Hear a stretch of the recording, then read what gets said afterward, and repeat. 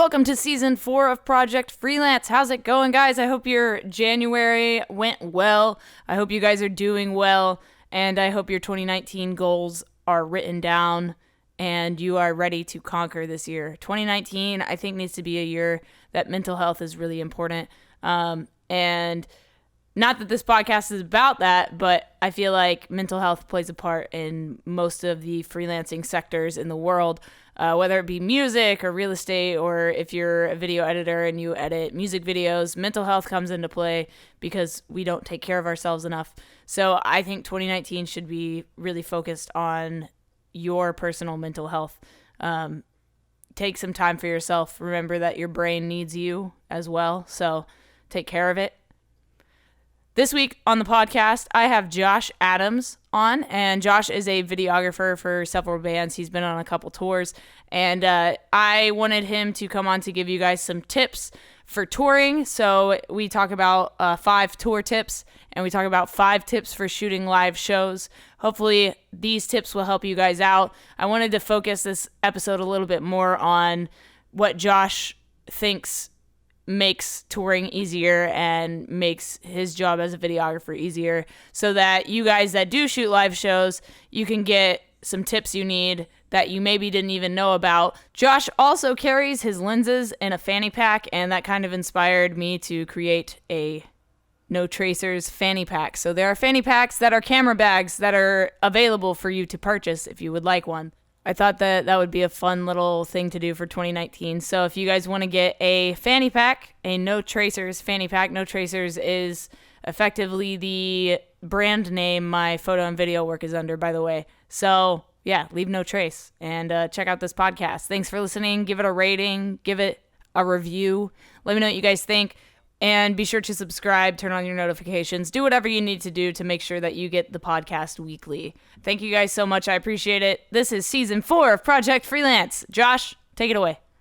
So my name is Josh Adams, and I'm I would say videographer more than a photographer, but I do both. And I work with several music groups and do some road content for them, and then I've also started to work with a few record labels to do stuff in between tour content, I guess. Very cool. So how did you get into music in the first place? Like before videography, before any of that came into play, how did you get into live music and into, the scene that you're in? So I actually, I grew up, I'm not religious anymore, but I grew up in a super religious house, which I feel like that, it's usually the way it goes. You grow up in a super religious house and then you're not religious anymore. um, but yeah, so my parents were super into the whole thing. And we would go to church like twice a week, every single week. And I can say the only good thing that came out of that was that, they got me into like playing music, because I started playing drums for like the church band there. And my dad had always played like the guitar and the bass, so he was always into music. And from there I started getting into like heavier music, and as I know a lot of other people were in the same situation, like if you're growing up in like a Christian household, there's like Christian metal bands that your parents can somehow wrap their head around you listening to them, because they're definitely not on board with like heavier music. But I was able to like, if I could show them like, oh, this metal band is like a Christian band, then they would be okay with letting me like go to that concert. So we're talking like For Today and like Underoath, like those kind of bands. Got you. Absolutely. Yeah. And so I started going to like smaller shows of that kind of genre when I was maybe like 14 or 15, I want to say. And yeah, that's how I think I wanted to be a musician when I was like a teenager, but I kind of like ended up falling in love with this side of the things more. But I think in the back of my head, like ever since I was a kid, I knew that I wanted to do something with music, regardless of what it was. When did you pick up a camera? When was your first time shooting something, and when did you start bringing it into live music? So I did when I was in high school, I like accidentally took a video class because they had to fill in your like electives, Um, so they just ended up putting me in this video class, and the teacher was like still to this day probably my most favorite teacher of all time. And I ended up taking every single video class. Like I fell in love with it right away, and every class that the school offered, I ended up taking it. Um, and the teacher was just amazing. Like he just like he really cared. And he even like he was getting some of us local jobs like around the city. Like if somebody wanted a commercial done, he would tell them like, hey, we have some students over here that can do some work for you, and they would pay us a little bit, or it would just be like, job experience. Um, but he really cared about showing us that you can make this into a career. It's not just some like stupid kids running around with the camera. Um, so that's how I got into it in high school, and then after high school I ended up going to a film school in Ventura called Brooks, which is no longer there anymore. Um, and so I went there for like film, like nothing music related. They were teaching us about like motion picture stuff basically. Um, and that was cool, but definitely like was missing the music aspect of everything. Um, and so when I was there, they had like an internship program where they would hook you up with like, you know, as colleges do, I guess, hook you up with like other businesses that are looking for people. And one of them was, do you know the drum company DW? Yeah, of course. Yeah, so they actually just so happened to be based out of Ventura as well. Um, and so they were looking for somebody to go into their music department or into their marketing department. And so I was like, this job is perfect, and uh, started working there. And one of their sound engineers that used to work there, he would just come in every now and again. He was a touring front of house guy, and him and I became friends when he would come in there, and we'd see each other every once in a while. And in 2015, he was about to do a big summer tour, and they were looking for somebody to come along, and he knew what I was capable of doing, and he like took a big chance on me. And I was 20 at the time, so he took like a really big chance on me and took me out on a tour with them. Um, and I basically just knew after that tour that that's like what I wanted to do for work. And what band was that with? I was with a pop singer. Her name's Colby Calais. Oh, I And know who it so, is. Okay. yeah. So, it was a cool tour. It was like a co-headliner with her and Christina Perry. And it was a big deal to me that like I had no touring experience um, at all, but I think he just trusted um, that I would be like open to learning and like try my hardest to not, to try my hardest to do the best job that I possibly could. Um, and yeah, to this day, I still like I consider him uh, like a mentor to me, and it means a lot to me that he helped me out like that. Yeah, that's rad. Okay, I'm trying to find our little list here. All right, so I've had Josh come up with 5 tips for touring. So I'm gonna have him go ahead and unpack those and tell you guys a little bit about his tips for touring.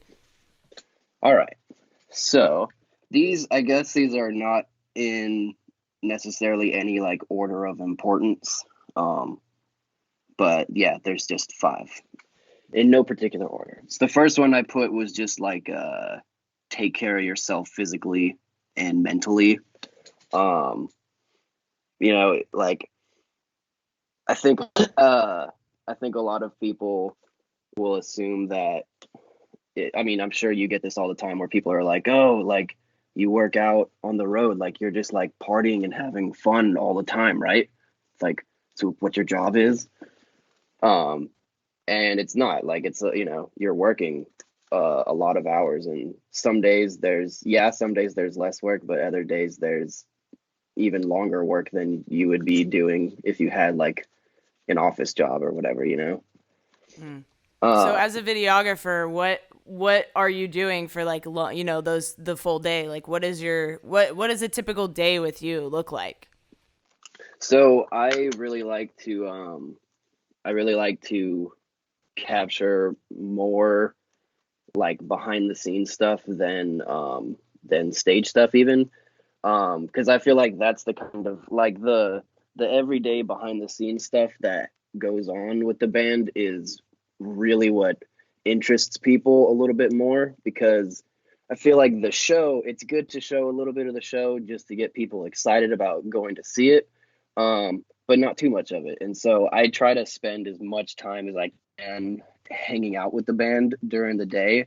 So I'll wake up most I mean, it depends on who you're out with, but in my experience, most band people wake up at like 1 o'clock in the afternoon or later. And so I try to get up a little bit earlier in the morning, so I have time to, answer emails, get some edits done, go get some coffee. Like all those things, I try to get up at like eight, anywhere between 8 and 10. Take care of all that stuff, and then and then also I like to like wander around the venue a little bit in the morning, and you can just see like if there's anything cool, if there's any like interesting spots that you can shoot at around there.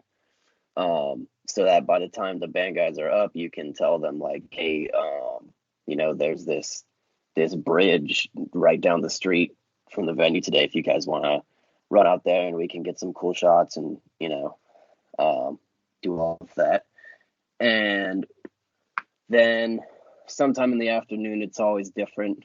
They'll go do their sound check. So I like to go out and shoot that. It's usually something good that comes out of that. And then after that, their set time will always change again, and then it depends on if you're working for more than one band out there or not. So just the getting ready for the show. After that, shooting the show, and then I usually like to um, even if I don't start editing things in the same night, I like to get all the stuff off of my card onto my computer and organized in the same exact night, so that there's like no chance whatsoever of anything getting lost or getting corrupted. And then that Or way you too, like formatting a card and forgetting that you didn't get your yes, shit off of the card. Yeah. yes, exactly, yeah, you know the struggle. Oh yeah. Oh yeah. But yeah, I think it's a good thing to do, especially because just like you said, like you can, once it's there on your drive organized, you can kind of like, you don't have to make the mental note anymore of like, oh, don't use that card, or like don't touch that card, you um but yeah, so that's it's kind of like I feel like with what we do, like um the schedule is so based um on just what different things are happening each individual day, because most people have like, they have the schedule of like, um I don't mean to compare jobs at all, but all I'm saying is like most people will have their day sheet, and it's like this time is load in, this time is you know lunch, this time is sound check, blah blah blah. But our schedule is kind of based just more around like what's happening that I can capture at this particular spot at this particular time. Um, so it's more of like you need to kind of stay on your toes throughout the whole day without trying to like overdo anything. Um, but yeah, I think it's just knowing that it's just important to like take care of yourself, take vitamins, drink water, try to work out if you can. Um, Stretching is a big thing. It's a big thing I found out on this last tour, and I felt like such a weenie. Like one day my one day my wrist like started hurting really bad. Felt like I had sprained something, and I was like, oh, it hurts from me holding my camera so much. Like, why? How am I injured from holding a camera? But it happens, you know. It's just overuse of that muscle, and then being on your computer all the time too.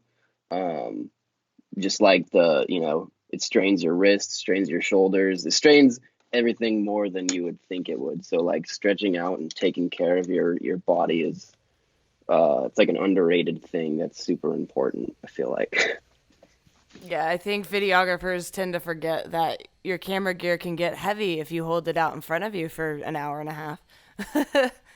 Yeah, it's quite the interesting muscle group that you're using when you're holding a camera. It's like very like I get a lot of like lower trap pain. Oh God, Hmm. so bad.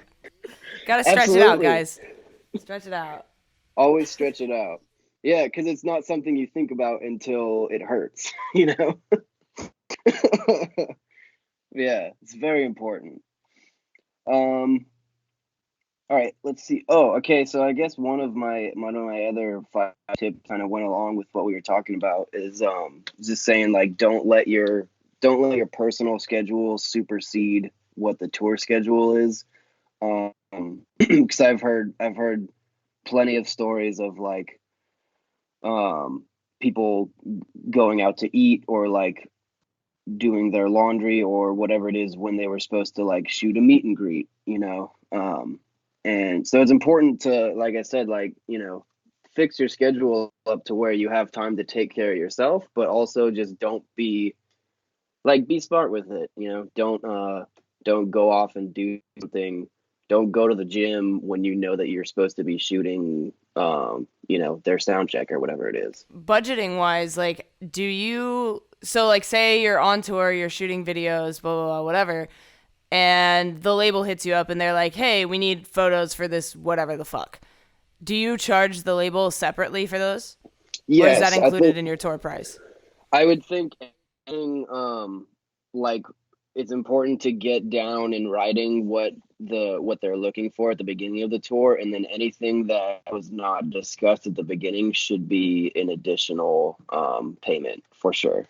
Yeah, and I think it depends too, because sometimes you know, depending on like if they're paying you well enough and they've told you ahead of time, like we just kind of want you to do whatever we need during this time, then it might all be included. But I would say for the most part, if it's outside of what they discussed previously, it should be an additional charge.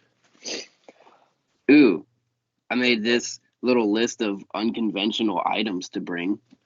These are Ooh, things, perfect. Yeah. yeah. These things that I like never would have thought of in the beginning, but now I've seen other people do this and whatnot, and it just yeah, these weird things that are good to bring along. First one is dryer sheets. Uh, for you can use them in your laundry, but people for some reason like it happens to me too. My feet don't really stink that bad when I'm at home, but when I'm on the road, my feet start smelling really bad.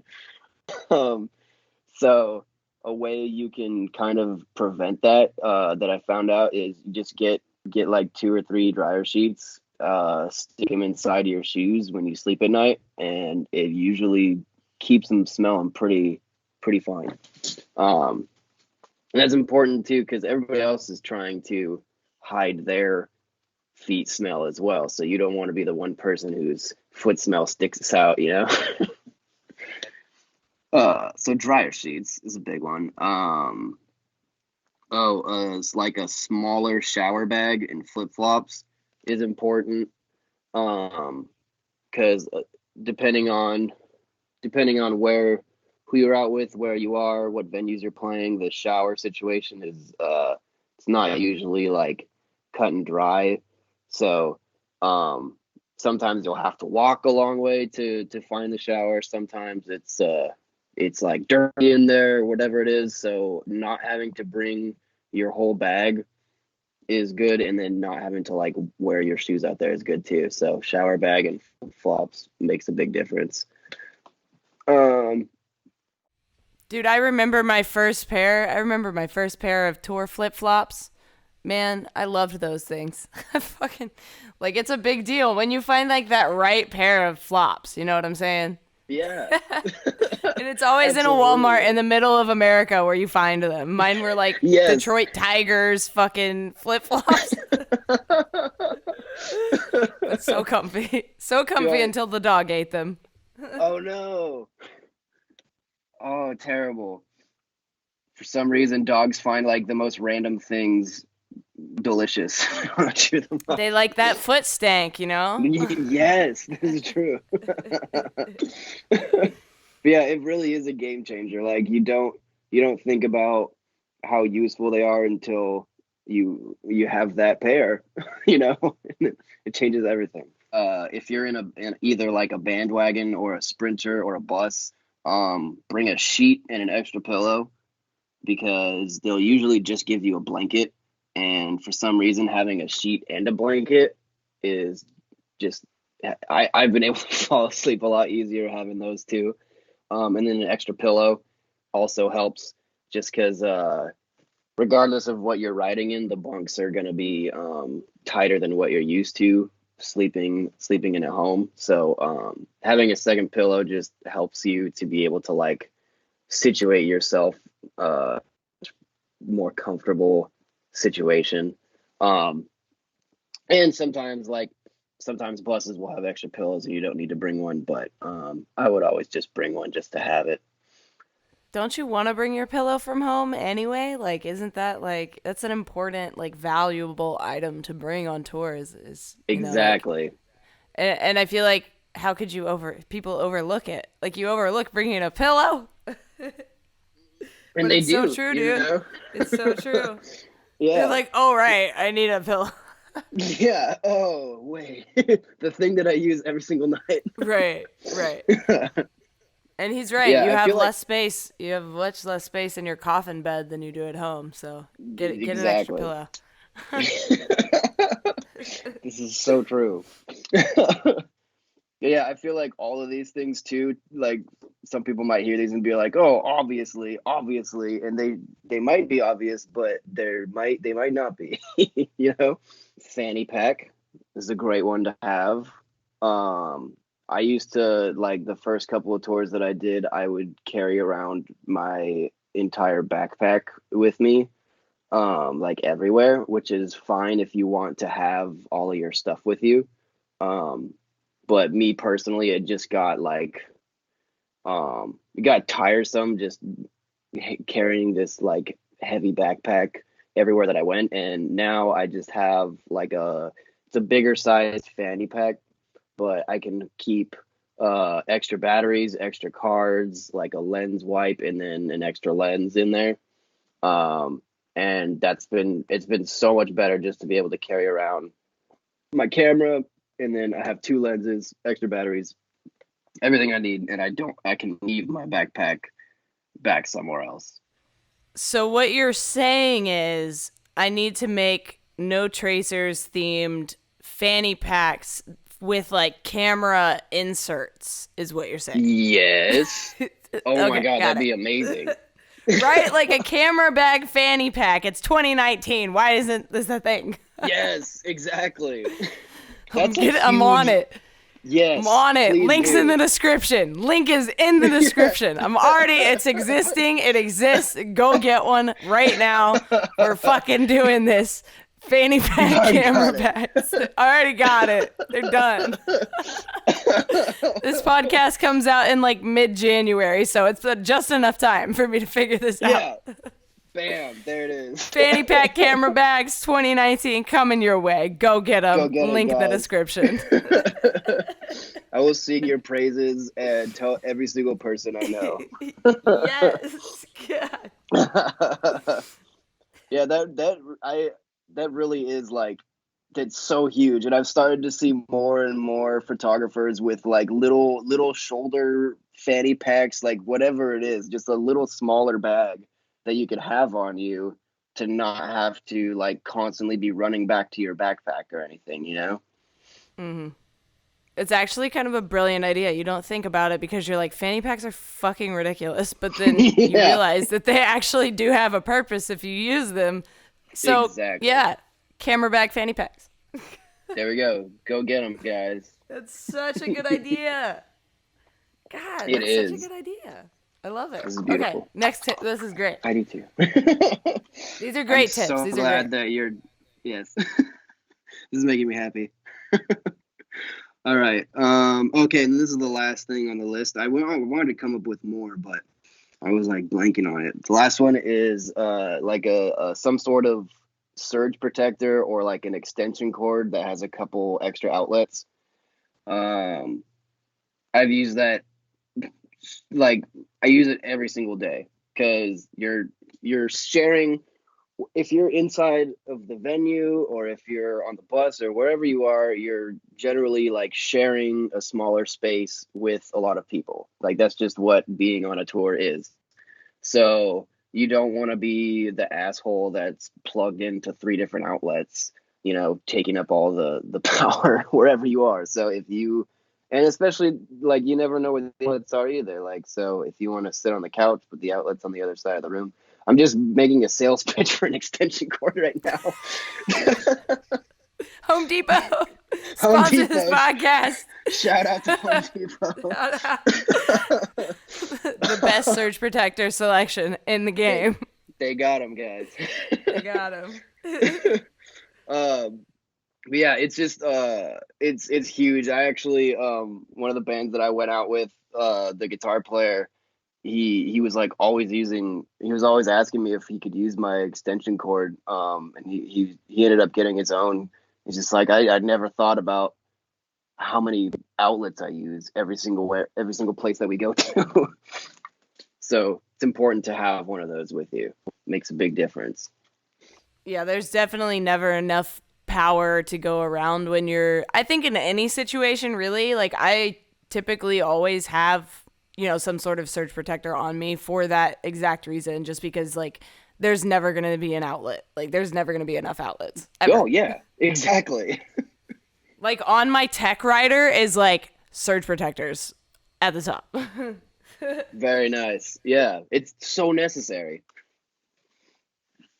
Yeah, and if you think about you have your computer, you have your batteries, maybe your cell phone, maybe one of your drives needs power, like Right. If very you're like running an necessary. SSD drive, something like that, yeah, you're gonna need Exactly. extra power. So my last one would be this. Yeah, this one's super important. I would say like make sure that you're always under the impression or you always like know that you'll never know everything and that nobody likes to be around somebody who acts like they do know everything. Like there's people that have been touring for 30 years and they still don't know everything. And most of them will say that, you know. So I think like I told you with the first tour that I ever went on, I had never toured before. So there was a part of me that like just to assure other people that I was competent, I needed to like pretend like I knew what was up a little bit. Because you don't want to do the complete opposite and just like let everybody know that you don't know what's up. But so you have to pretend a little bit that you are confident in everything, but at the same time, like I was asking people so many questions. And if somebody, even if I felt like I knew how to do something, if somebody else told me a different way of doing it, I would still listen to them. I wouldn't argue with people. Um, I just feel like you have your your career can grow so much faster if you're just open to listening to what everybody has to say. Um, like Sully, for example, like Sully, somebody who we talked about earlier, both know the guy. He's like one of the coolest people ever, and he's been on the road for about 30 years. Um, and he's a person who he's a person who has like no ego about anything. Like he's been out with huge bands throughout his whole career, and he's the person that will see like anybody on the tour and be like, hey, good morning, like what's up, like he'll talk to everybody. And if he has the time, you know, he'll, if you want some advice, he'll talk. I don't want I don't want to set him up to have people asking him a bunch of questions, but like just he has so much experience to offer. And I just think it's so important that like it's nice of these people to even offer any kind of advice that they have, you know, because they could just shut themselves down if they wanted to and keep doing what they do. But I think if anybody wants to take the time out to like give you some pointers, just listen to them. It's so important to not act like, oh yeah, I already know that. Yeah, for listeners who don't know, Sully is the head of security for the Vans Warped Tour, and he right now is working with Five Finger Death Punch. I created a documentary about him while I was on Warped Tour, actually. So if you guys want to get to know a little bit more about Sully, I'll put that link down below as well. But yeah, he's an absolutely incredible individual, and he keeps you safe at shows. So be sure to thank security guards, guys. They're there to protect you, even if they can be dicks sometimes. Even I've seen people get upset, and I have done it before where like a security guard that you've seen 4 times that day will be like, where's your credentials? And you're like, right here, for the 5th time. But in the end of it, it's good that they're keeping you safe. They're protecting your gear that's backstage, and they have your best interest. Most of the time they have your best interest in mind. um yeah, that was all I had for the 5 tips for touring. The last one's the greatest. Don't be a dick. That's it. Just don't be a dick. Let's do your 5 tips for shooting live shows. So my first one, and again, these ones are not in any particular order of importance. My first one would be get as many different angles and perspectives as you possibly can. Um, some I know it's hard sometimes if you find a spot in the venue that has amazing lighting and like just the way the backlight's hitting that one spot is crazy or whatever it is. Um, and you want to just stand there and plant yourself and shooting from there. It might be tempting, but I think in the end, in order, like your job basically is to create like a visual representative of what the show was for people that were not there, you know? So I think going up into the stands and like taking pictures from the pit, taking pictures from backstage, going into the crowd, taking pictures from there, just like getting as many different angles of the room as possible is super important. Um, and especially like if you're shooting video, it makes a huge difference because you can create like more of a space and more of a story to it, if you're showing like what was going on in all different areas of the room, instead of only having shots from the pit, which I understand sometimes is you have to sometimes for you know, depending on what their rules are. But if you can say get in as many different spots of the room as you can, shoot with as many different lenses as you can. Um, let's see. Next one would be I think when you when you send photos to people, um, this goes for if you're on the road with a band or if you're shooting a show locally and you're maybe like wanting to start a relationship with the band's manager or with the venue management, whatever it is. I think when you send pictures to people, a lot of times less is more.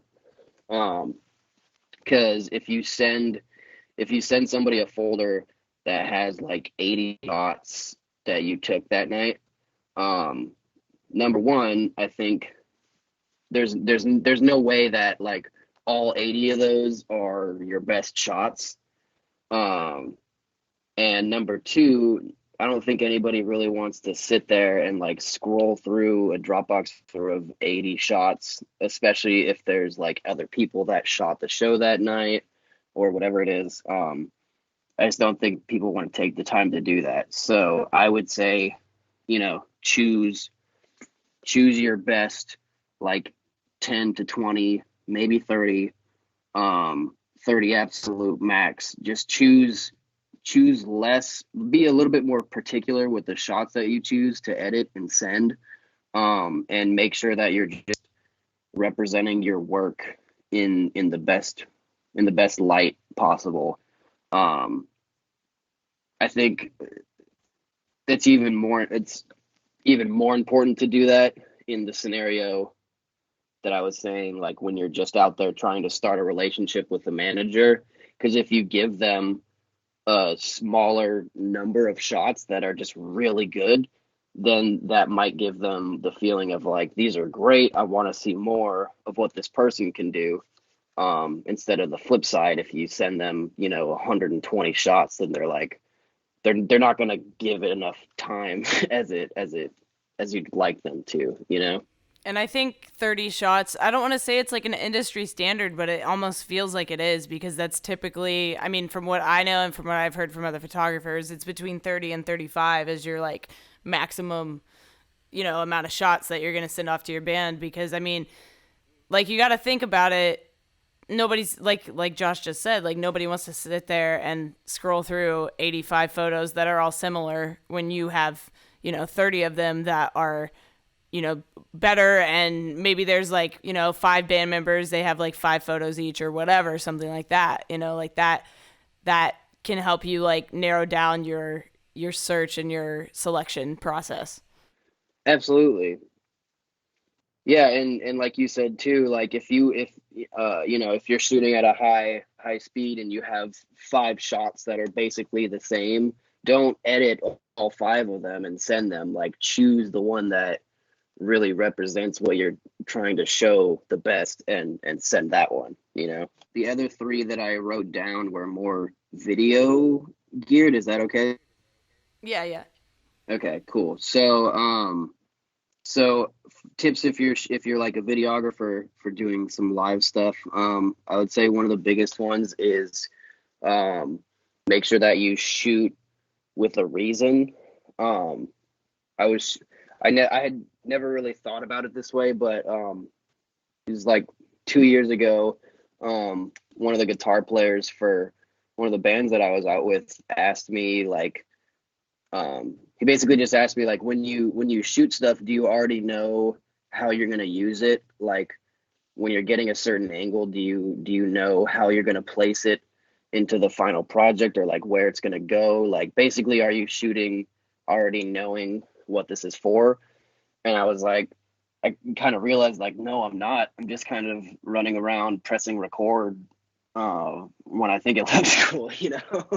um, which is fine depending on the scenario. But I think if you're out on the road with the band, it's makes a big difference to like have a game plan of what the video that you're gonna make is, and then get shots geared towards what that idea already is. Like, I like to get it out for me before each show, and then I'll take notes on like if there's a specific part of this song that I want to get, or like where I want to be with what lens at this point. You don't have to get super detailed, but I think it helps just to have a game plan for the show of what you're going to shoot, and then a game plan ahead of time of like how I'm gonna use these clips, you know?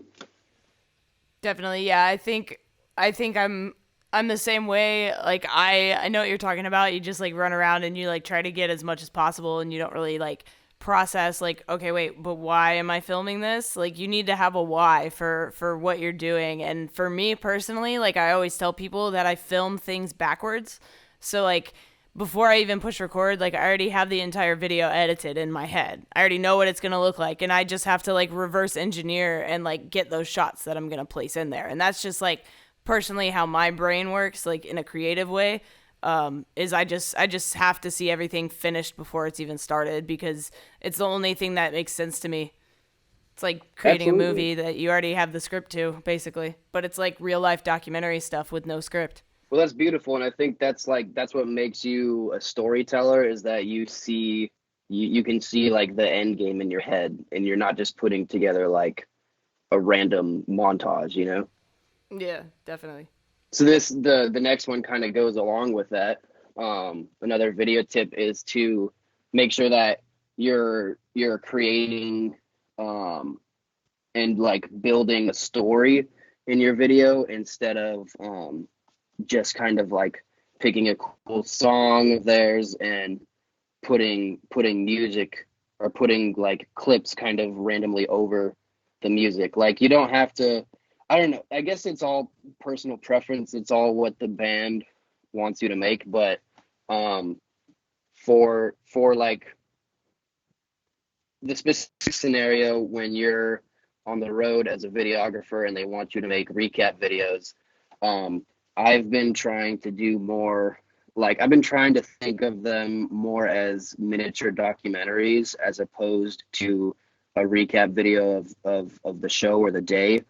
Um, because I think it's just it's kind of like what we were talking about earlier. Like if you can create a story of what was going on throughout that week, um, and then create like create an experience out of the video, I think people will latch on to that a lot more. And just like music, I think a way to capture people's attention too is think of it how like, you know, music a lot of times will have some sort of intro. Maybe it's like a soft beginning, and then there's a build up, and then there's the big climax of the song, and then there's like a decrescendo at the end. It's in the your I think your visuals should be like that as well, like kind of draw people in at the beginning, um, in somewhere in the middle, make there a big put in a big climax scene, and then try to basically like instead of having the video like in your face nonstop the whole time, I think it's important to like, you know, make a climax, make a like low point, like just add some more emotion to it. And I think like thinking of it as more of a miniature documentary as opposed to just a recap video helps you to like build more of a story into what you're doing. Yeah, I think it's important. So are you doing dailies or weeklies or both? So it depends. I started off doing daily videos. And I just actually on the recent tour that I was on, I also did daily videos. But I'm not trying to not do that anymore. Um, and I booked another tour for this upcoming January, with this band called Census Fail, who I've worked with a couple times before. And so thankfully we have a relationship to where they originally wanted they originally wanted daily videos for this upcoming tour. And I just kind of told them that like I understand why management companies and label companies might want daily videos just to have like content on hand, I guess. I understand it, but I think if you really want to create something that's memorable to people, you should let me put together a longer video that is based off of what happened throughout that week. And that way I can create like an experience for people. And I think it utilizes my skill set better because I can spend more time on making it as perfect as it possibly can be. And then I think for the band as well, it represents them better and it tells a little bit more about their story than just a quick recap video of the day. So I've done a lot of daily videos before, but I'm trying to not really do that anymore. It's also a pretty quick way to burn yourself out going that route. I did it. Yes. Well, that's one of the things I told them. I told them too. Is it gets so repetitive. Like there's only so many things that you can do creatively to make it different. But in the end, you're recording the same people with the same show each night, so it's gonna be repetitive. Somebody brought up to me, they were like, "Well, people's attention spans just aren't what they used to be nowadays. That's why we like the shorter daily videos because people don't have the attention span." But my response to that is like, you've heard of binge watching on Netflix, right? Like everybody binges TV shows and movies. People definitely have the the uh, the attention span to sit down and watch something if it's good. So if you show them something, like if you're making daily videos, it's going to be repetitive and it's going to be similar. Each video is going to be similar to the last one. So that's something that somebody might like start the video and be like, oh, well, I've seen this 3 times already, so I'm not going to finish it. But if you are giving them like a weekly recap video, then it's something that's brand new and different and cool. And it's something that if you make it well enough, then people will be like, okay, I'm going to invest the next 3 minutes of my life to have this experience of what this video is trying to say, you know? Yeah, I agree. And I mean, I used to make daily vlogs. I did 1,000 in a row, and Wow. then I realized like, oh God, I need to. I was actually in the middle of a tour, and I was like, I can't fucking do this anymore. Yeah. It was crazy, but yeah, I mean, like you do run out of content. You run out of things to say every single day. I mean, but when you are on tour, at least like there's like a lot more going on all the time, so there's more to capture. And like I think personally now, like just seeing the way that not only my personal audience has shifted, but like the way I think like attention spans, like not only that, but the way we consume content is very different now than it was even like a year ago.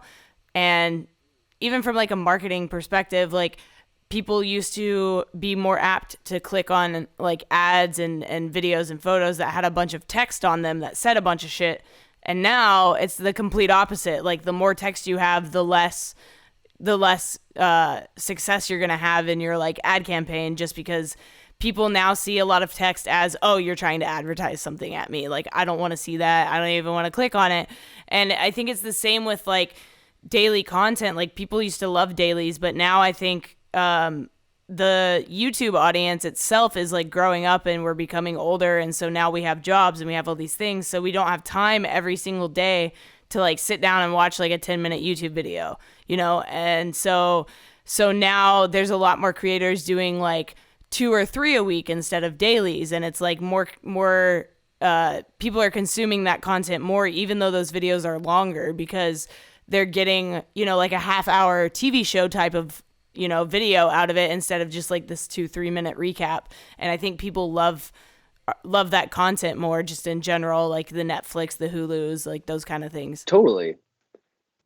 Yeah, and I think if it, like you said, like people, if you're putting out a minute long video every single day, people might not have the time in their day to like go find that and watch it every day. But if you're putting out something every couple of days or every week, then it's something that they can kind of like plan on sitting there and watching.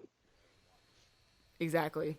Exactly. And now you have things on YouTube, like you can premiere your videos, which means like you can schedule them and then people will see in their sub boxes like when it's going to play. So that's like also something that's really helpful for those of you that don't know that there's a new feature on YouTube like that.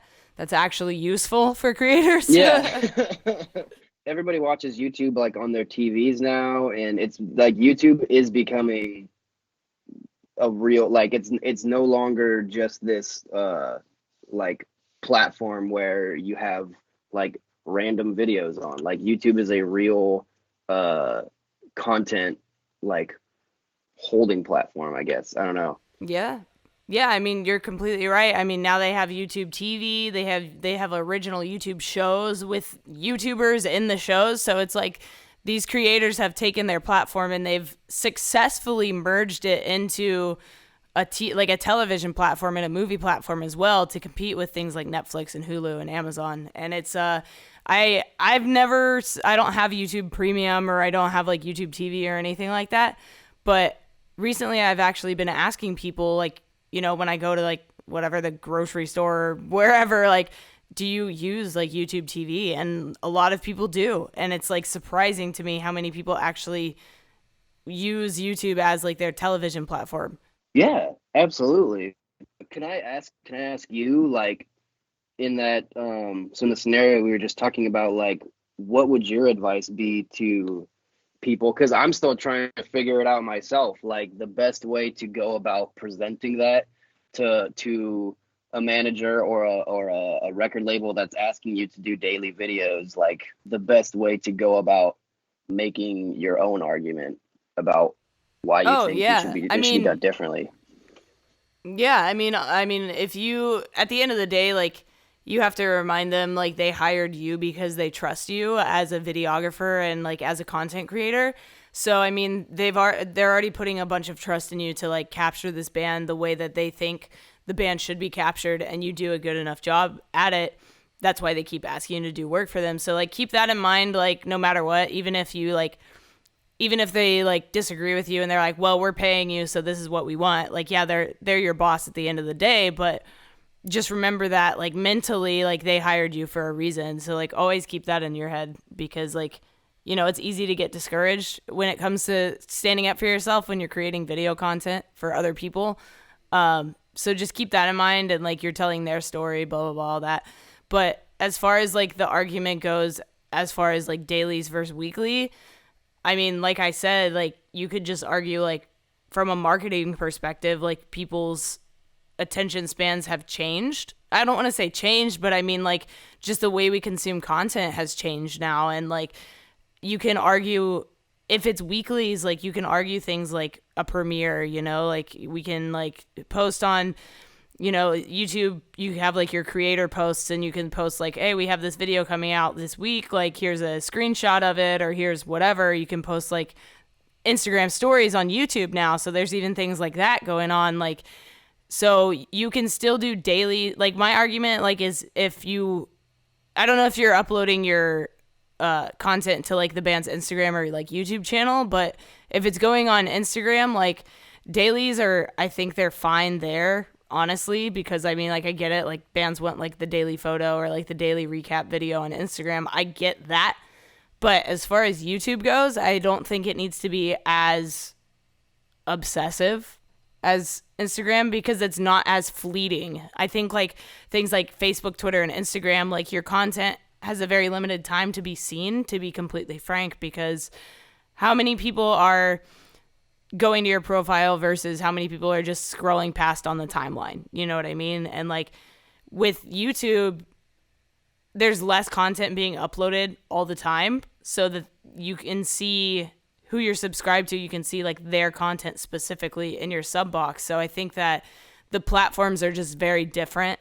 And so it kind of depends on what they want, really. But I think right now, at this current moment in late December 2018, like people like longer content on YouTube or Netflix or Hulu right now. So I think that weeklies are probably a better way to go for artists for in this coming year in 2019. And that could change tomorrow. You just don't know how any of this is going to work. But yeah, I mean, I think if you believe in your content and you believe like in your creative heart that weeklies are better than dailies, like I think a record label will understand that and they might agree with you, you know what I mean? But like I said, at the end of the day, like they're your boss, so you got to do what they want.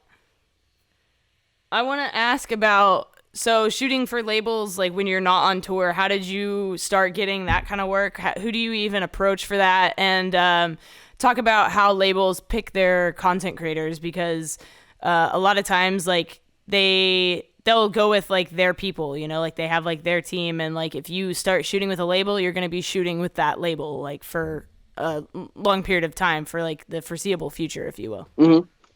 Yeah, absolutely. So, basically the way that I have been able to start relationships with several different record labels was through the management of the bands that I was working for. Um, so I unfortunately, if somebody's looking to just straight up build a relationship with a record label, I'm not the best person to ask about how to go about doing that. But for me, I went through the bands that I was working for. Thankfully, I've along the way I've met pretty much every band that I work with. Their managers are great, and they're really appreciative um, of what the ultimate vision is, I guess. And so, two managers in particular, no, three, yeah, have just they've really liked what I've been able to do for their bands, and they basically have put me in contact with people in the marketing department or whatever they may be for these record labels, and showing them that I can do um, longer form content for them, or like any kind of advertising that they need. Like for example, this uh, I started working with this. He's like a jazz trumpet player, and he just came out. Yeah, he's super cool. But he just came out with a new album, and he's on Universal Records, and so they basically his manager is the manager for another band that I worked with previously, and he brought me on to do this project for the trumpet player, which was creating. His name's Brian, and we basically created like a short video series of showing more of his life, because he's into like tattoos and like vintage cars and like all this other stuff that you wouldn't really associate. You wouldn't necessarily associate with like classic jazz or whatnot. So we wanted to do a video series showing like other aspects of his life and like following him around New York and stuff.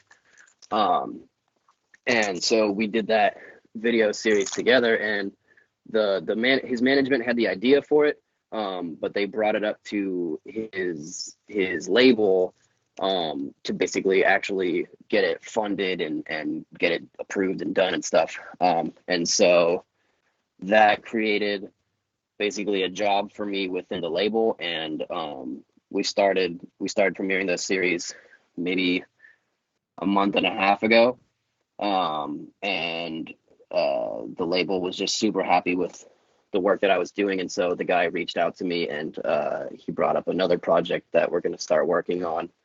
Um, and the same thing has happened with another band that I work for. Basically, I just made some.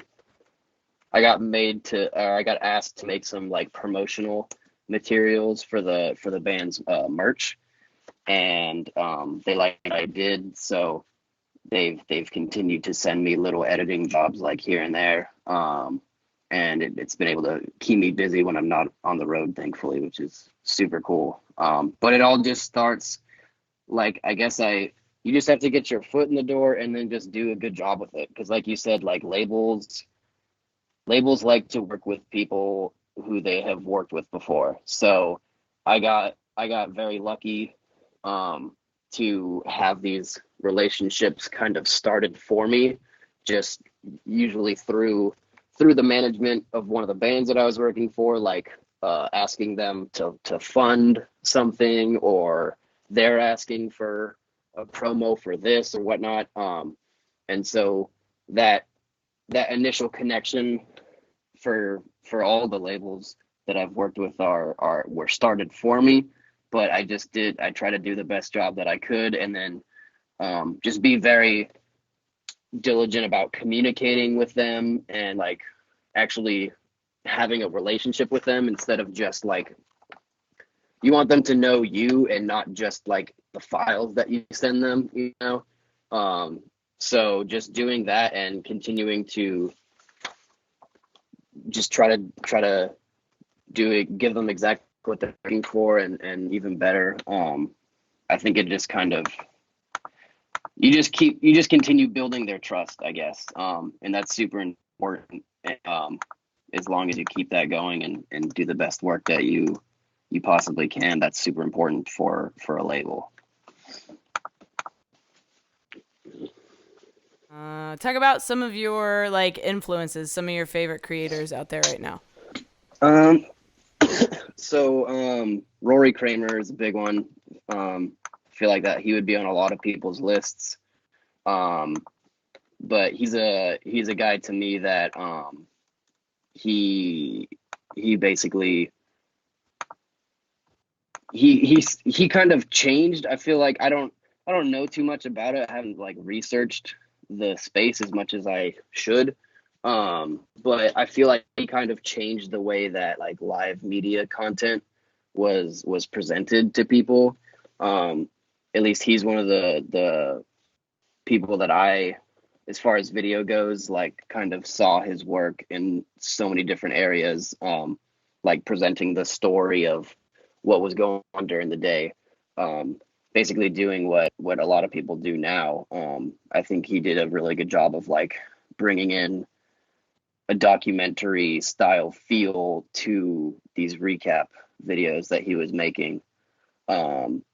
So I would definitely say Rory Kramer for sure.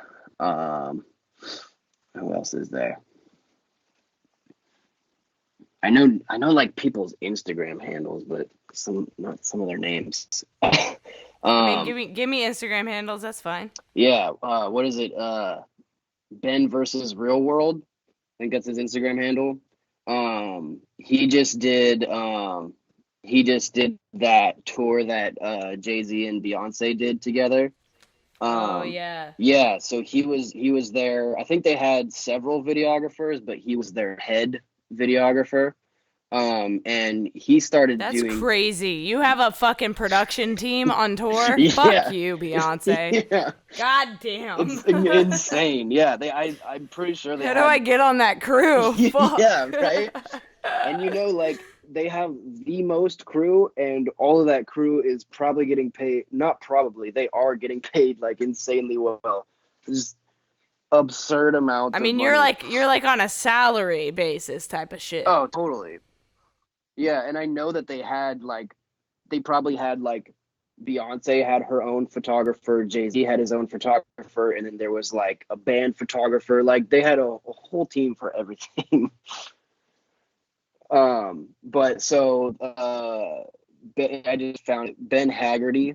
His Instagram is Ben versus Real World. So he was their videographer, and he started doing these one shots that I found to be super cool. And I've seen other people do it before, but he just did a really good job of basically capturing like a 5 second moment and almost turning it into like a GIF in some way, or GIF, however people want to say it. Um, and so that was a super cool thing. I think his work is great. Um, one guy that I really like his work. I just met him out on this Five Finger tour. So he does a lot of like video production stuff on the side, but he's a Five Finger Death Punches video guy now, and he's creating like a little mini documentary series. I think this information is known. I don't think I'm letting any secret out. He's basically he's starting to do more of like a long form documentary series showing like Five Finger, but showing their crew especially, and like what it took to make their shows. Because if any of you guys have been to their shows, they're insane. They have, you know, pyro, confetti, all of this crazy stuff. Like it's a big show. And so he basically just started putting together this project of of showing like what it all takes to make this happen. Sometimes you'll just go to the show and see it, and it's all crazy, and it seems like it just gets done like nothing. But I really enjoy the way that he's like capturing capturing really like genuine story moments. Um, no, so I don't remember. Let me look it up real quick. Do you know Nothing Nowhere? Yeah, so he's got a videographer out with him right now. Um, their tag is 99 Fox Beach. That's their Instagram handle. Um, and I've been watching his videos lately because he started like he has like a 90s video camera out with him. Um, yeah, it's like straight up two recording two tape, um, and he's cutting together the like he shoots the shows with it. He shoots the behind the scenes with it. It's all shot on this like 90s tape camera. Um, and I just think it's so cool because he doesn't have any like special effects or like crazy transitions. He doesn't have anything like to fall back on, to rely on to make the video super cool or whatever. All he has is like this footage that is coming from this camera that's super raw, and like the way that he cuts it together is really beautiful, and it's so like genuine because you can tell like if you do videography, when you watch his videos you can tell that every shot he's taking is very planned. But to somebody coming in from an outside perspective, it just seems like super genuine, and he does a really good job of telling the story. um, yeah, right. I think that was Absolutely. super unique. Like that's um, really cool that he's doing something and then like I've that. Yeah. I've been trying to watch more and more documentaries, because I think that's ultimately what I want to start heading more towards. Is like longer form documentaries. So I don't know the names of the people who did these ones, but a couple of documentaries I've seen recently that I loved. One was you see Three Perfect Strangers? No, but it's on my list. Oh, it's so good. It's incredible. Um, tells like just an insane story. Um, and yeah, I guess yeah, just I can't think of the other documentaries I've seen recently, but that's it's a form, it's an art form that I really respect. Is somebody like you said this earlier, like there's no script, but you have to create a story out of what is there, you know. So I really respect that art form, and it's something I'm getting more and more and more into. Okay, what is something you know now that you wish you knew when you started? Ooh, it's a good question. um let's see. This is kind of a stupid thought that I had um at the beginning that I know is not correct now, but I was kind of like, after I did my first tour, um I was kind of under the assumption that like people just keep getting uh jobs just off of like, you do a tour and then you get a next tour and then you get a next tour, and it just kind of like falls into your lap. um but you and I, if you've been in the industry for a long time, it certainly does. Like if you're working with bands that, especially like, if you're at the level like we just said where you have a retainer, you don't really have to worry about it.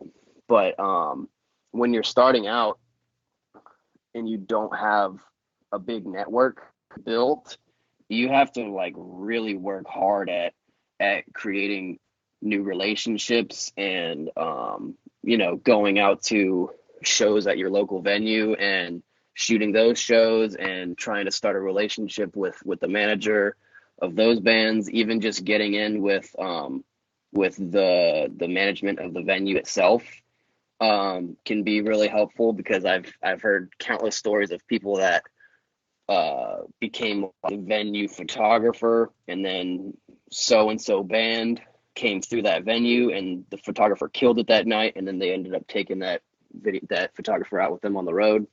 Um, so just like the assumption that I had when I started was that it's easy to start.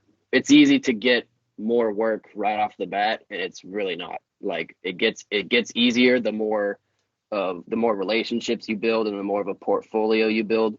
It gets easier and easier, but at the beginning, um, like you can't assume that you can do your first tour and then things are just gonna like fall into your lap after that point. Like you got to keep building relationships with people and keep, perfecting what it is that you do.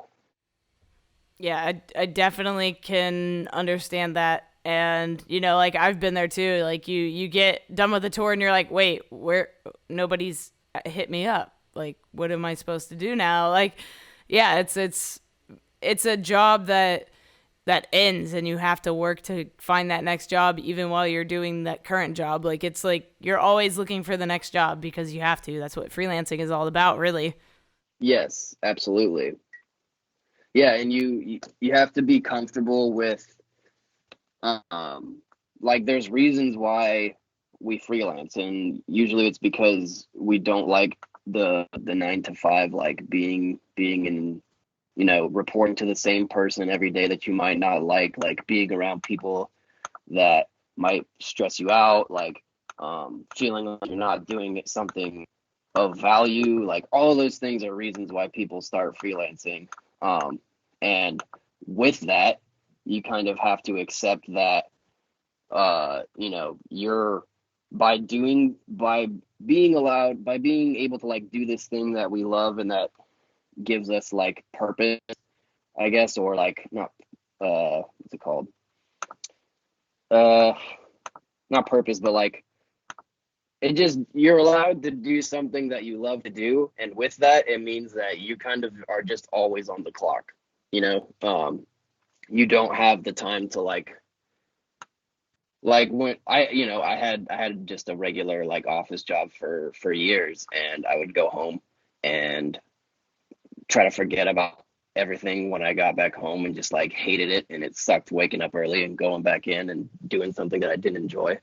Um, and so you do get the opportunity to just like, from 6 p.m. until 6 a.m. I don't have to answer my emails. I don't have to think about this project. I can just shut everything off. Like you get that when you work that sort of job, but as a freelancer, you can do that stuff, but you probably shouldn't. You should try to stay on top of everything and just like be grateful that you get to make your own. You're basically making your own life. You get to make your own choices, and like just being grateful for that, and just being able to like love doing the work is very important. Yeah. Like you're not only getting to do what you love, but like you also have to be responsible. You're also your own boss. Like you also have to get your own paycheck. Like that's the important thing to remember is like you can do what you love, but you got to chase that money because that's the only way we live. Absolutely. Exactly. Exactly. But yeah, and nobody's as a freelancer, nobody's gonna get it for you. Like you have to go do it. Yeah. All right. Any final advice and where people can find you on social media and what you're up to in 2019, what you're going to get up to? Cool. I don't know if I have any more advice, but if anybody wants to hit me up, I'll gladly answer any questions you have. Try not to ramble too much. But you can reach me. My Instagram is joshd.adams. Try to get Josh Adams, but somebody else has it. And then my website. Yeah, and he hasn't posted since like 2005 or something. Yeah, Oh, it's God. absurd. I don't know what No. to Ah. do. Yeah, I'm dealing with a similar issue. I'm dealing with a similar issue. It's Really, frustrating. it's terrible.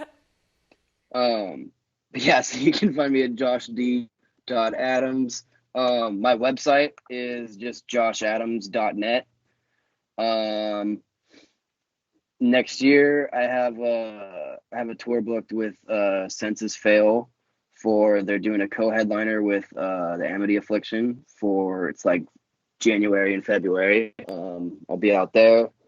I have a few other dates, like one-off dates booked for a little later that I don't think have been announced yet.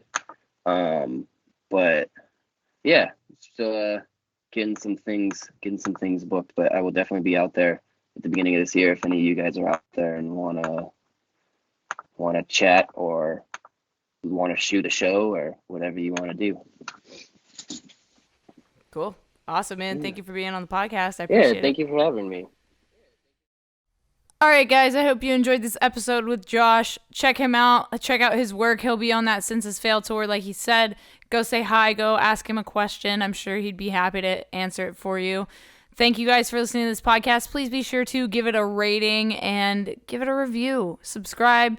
I'll be back with you guys next Monday at 7 a.m. PST, just in time for you to wake up and drive to work. Because, you know what? It's Monday. We don't want to go to work, but this podcast will hopefully wake you up and help you get ready for your day. If you are in need of Adobe software, if you are a student, there are discounts for you. If you are not a student, there are still discounts for you. If you're a company and you need After Effects, there's a discount for you as well. Guys, there's a lot of links down in the description that will help you out as creators. A bunch of things I've curated and found and put together that I think will help you on your creative journey. Check out everything and check out my music, Chasing Satellites.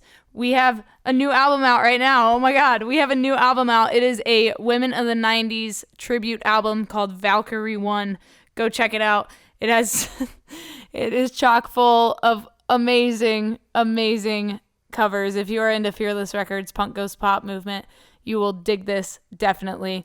And you know you can find me at Enagonio, Enagonio, on Twitter and Instagram. And if you want to see my photo and video work, it's no.tracers. And you can find me on YouTube at just the letter K, youtube.com/just the letter K, or justtheletterk.com. Thank you guys. Thank you for the support. I love you so much. I'll talk to you next week on Project Freelance.